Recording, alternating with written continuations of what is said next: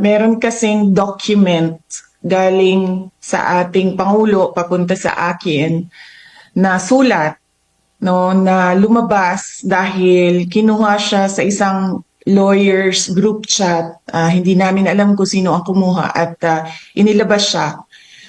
Gusto ko lang na isubmit ito as part of the records of this hearing kasi as a Filipino and as a public official, binasa ko yung ating protesta doon sa ICC at yung desisyon ng ICC. At nakita ko na wala talagang jurisdiction.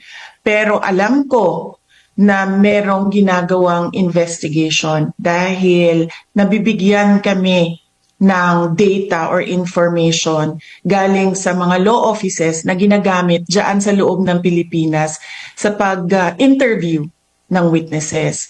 Kaya kinausap ko unang-una ang Secretary of Justice noon. At dahil hindi paiba-iba yung sagot niya sa mga tanong ko, ang ginawa ko ay dumiretso ako sa Pangulo. Kaya yon, nabigyan ako ng sagot ng Pangulo at gusto kong basahin ang kabuuan ng sulat.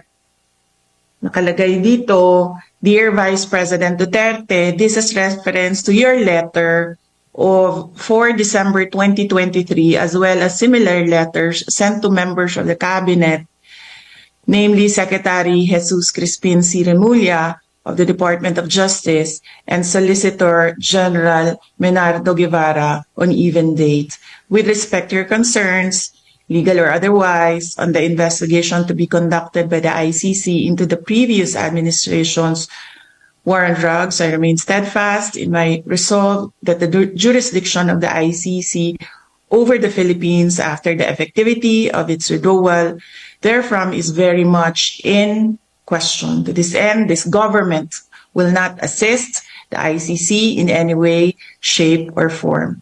I am certain that all the members of my cabinet, including yourself, will echo my views on this matter.